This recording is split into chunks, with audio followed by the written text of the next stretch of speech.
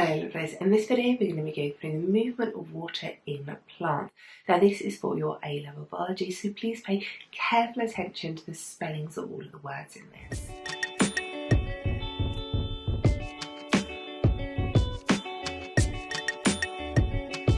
The movement of water through plants. There are two main pathways that water can take through plant cells. The first is the symplast pathway. This is where water moves through the cytoplasm of cells. It moves through the plasmodesmata, which are gaps in the cell wall that connect the cytoplasm of neighbouring cells. In this pathway, the water moves by osmosis.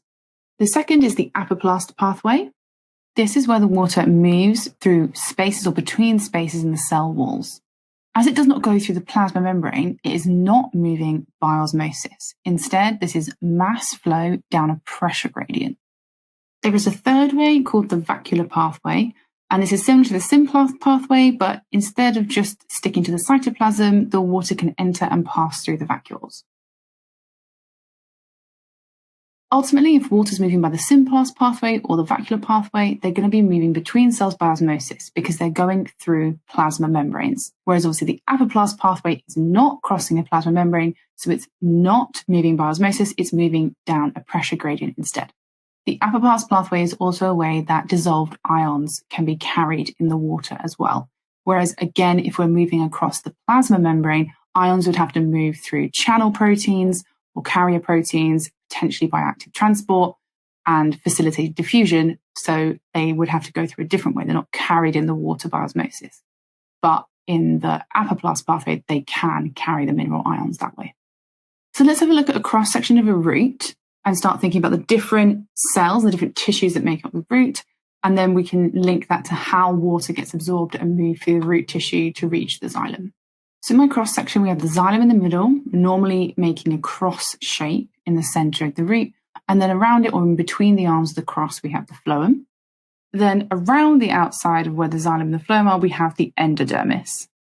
Then we have the cortex, and then the outermost layer, which is the epidermis, and this is where the root hair cells are. So this is the idea of what young roots look like, and we have this cross shape in the middle of the xylem with the phloem around it to help provide strength. The endodermis helps to get water to the xylem vessels from the roots, and we'll look at how that works in a second. And finally, just like in the stem tissue around the xylem and the phloem, near where they are, we have to have some meristem tissue. So this is just inside the endodermis, and it's called the pericycle. And so this is where new xylem and phloem cells can develop from. Okay, so let's have a look at how water actually gets into plants from the soil, into the root hair cells, and to the xylem. So water, we know, moves into root hair cells by osmosis from the soil. This is because mineral ions are being actively transported into the cell, which lowers the water potential of the cytoplasm of the root hair cell. And so then water is going to follow that by osmosis. So the active transport, the active uptake of mineral ions into the root hair cell reduces that water potential, makes it more negative inside the root hair cell cytoplasm. So then water will follow by osmosis down that water potential gradient. Then once it's in the root hair cell, the water is going to move through the cortex cells by osmosis from cell to cell, so via the symplast pathway, or it can move by the apoplast pathway as well. It can only move by the apoplast pathway until it reaches the Casparian strip in the endodermis, because this blocks the apoplast pathway from happening, and so then it has to transfer to the symplast pathway. The Casparian strip is a strip of kind of lipid material that makes it waterproof strip in the middle of this cell. And it blocks the apoplast pathway and forces the symplast pathway. Now, this is for a reason. The idea is to force the water and any mineral ions that it's carrying to move across a cell membrane. So this is because in the endodermis, it's going to actively transport mineral ions from the cell, across the cell membrane, into the medulla and then the xylem, which lowers the water potential of the medulla and the xylem. So it kind of forces and pushes that water to follow the water potential gradient from the root cells into the xylem. So this is how we said the endodermis actually helps get water from the root cells into the xylem, and it does this by forcing the symplast pathway to make sure all the water and the mineral ions go into the cytoplasm of the endodermis cells, so then it can control, using its cell membrane and proteins, channel proteins on its cell membrane, it can actively transport those ions, the dissolved mineral ions, then into the medulla and then into the xylem, and therefore create that lower water potential, which forces the water to follow out of the root cells by osmosis. So the action at the roots actually contributes to what we call the transpiration stream, so the movement of water up the plant.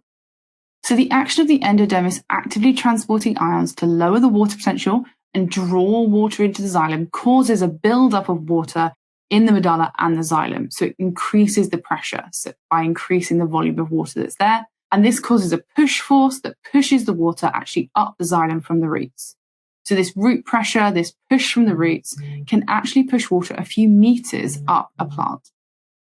Water then moves up the stem by two methods: the cohesion tension theory, which we're going to look at in more detail, and the capillary action. So this is where water molecules adhere to the sides of the xylem vessels. So this is part of their properties of how water interacts with other water molecules and its surroundings. So because of its polar nature, it can adhere to the sides of the xylem vessels, and the narrowness of those vessels means that the water can actually be pulled up the sides of the xylem by that force of attraction. And then we have the transpiration pull force. So this is created by water evaporating from cells just above the guard cells, and then that diffuses as water vapor out of the stomata. But it leaves those cells that it evaporates from with a lower water potential. So water will move into those cells by osmosis. And ultimately that is going to be followed by water that is moving out of the xylem by osmosis. So then that pulls more water up the xylem through this cohesion tension theory that we're going to look at.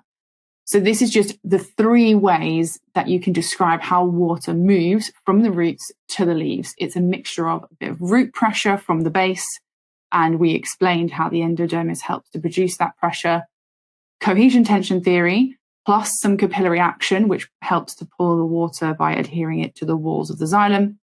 And then ultimately the driving force of making sure the water gets all the way up to the top of incredibly tall trees is this transpiration pull force at the top. Ouch!